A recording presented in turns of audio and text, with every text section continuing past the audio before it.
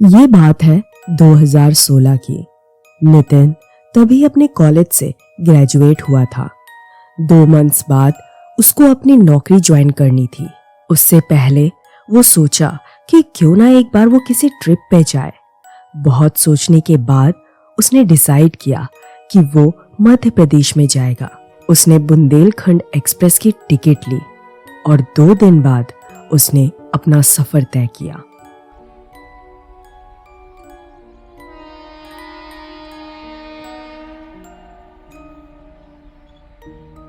वो बहुत ही ज्यादा एक्साइटेड था क्योंकि वो उसका पहला सोलो ट्रिप था।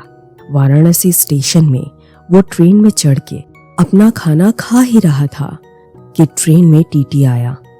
उसकी टिकट चेक करने के बाद उन्होंने कहा, नैनी स्टेशन में ट्रेन का दरवाजा मत खोलना। वो उससे कोई सवाल पूछता उसके पहले ही टीटी किसी और कंपार्टमेंट में चला गया। नैनी स्टेशन अभी भी बहुत दूर था। कुछ देर बाद नितिन सो गया। जब उसकी आंख खुली उसने देखा कंपार्टमेंट में कोई नहीं था। ट्रेन के दरवाजे से एक आदमी आकर उसके सामने वाली सीट पे बैठ गया। जब उसने विंडो से बाहर देखा तो ट्रेन नैनी स्टेशन में थी।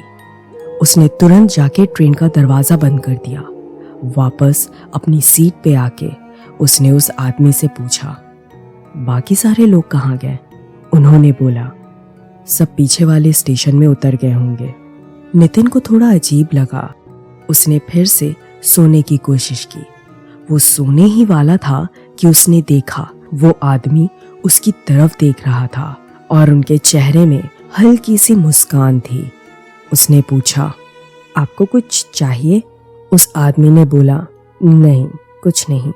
बातों बातों में नितिन को पता चला कि उनका नाम सुरेश है और वो इसी ट्रेन में रोज रात को घर लौटते हैं।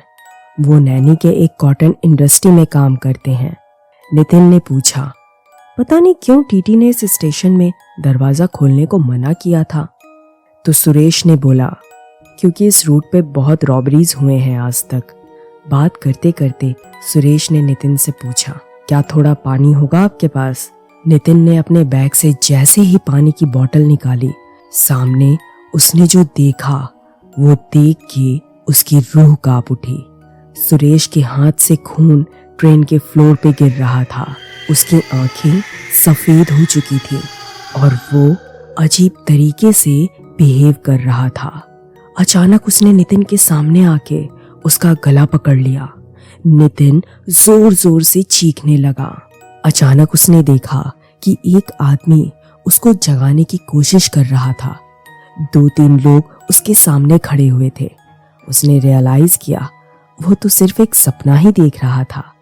वो जैसे ही ठीक से बैठा उसने देखा कि उसके गले में बहुत सारे स्क्रैचेस के निशान हैं। उसे कुछ समझ में नहीं आया।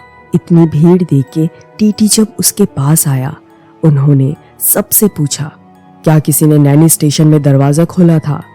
भीड़ से एक आदमी बोला, नहीं, लेकिन कुछ देर के लिए दरवाजा खुला था। शायद उसके पिछले स्टेशन में कोई उतर गया हो। मैंने देखते ही बंद कर दिया था, फिर देखा इनकी ये हालत है। नितिन को कुछ समझ में नहीं आया। उसने टीटी को पूछा, लेकिन ये हुआ क्यों और उस स्टेशन में क्या है? तब टीटी ने बोला, नैनी स्टेशन के पास नैनी जेल है, जहां फ्रीडम फाइटर्स को हद से ज्यादा टॉर्चर किया गया था ब्रिटिश के समय में। कुछ फ्रीडम फाइटर्स तो दम ही तोड़ दिए थे। उनकी आत्माएं नैनी स्टेशन में आज भी आती हैं और किसी ट्रेन को पकड़ के अपने घर की ओर जाने की कोशिश करते हैं, लेकिन आज तक उन्होंने किसी इंडियन को तकलीफ नहीं पहुंचाई। नितिन ने उनको पूरी कहानी सुनाई कि कैसे उसने बैग से पानी निकाल के उसको देने की कोशिश की और तब ही उस पे अटैक हुआ। कहानी सुनने के बाद टीटी की नजर उसके बैग पे गई। उन्होंने हल्का मुस्कुराते हुए कहा, तुम्हारे बैग में ब्रिटिश मर्चेंट लिखा हुआ है।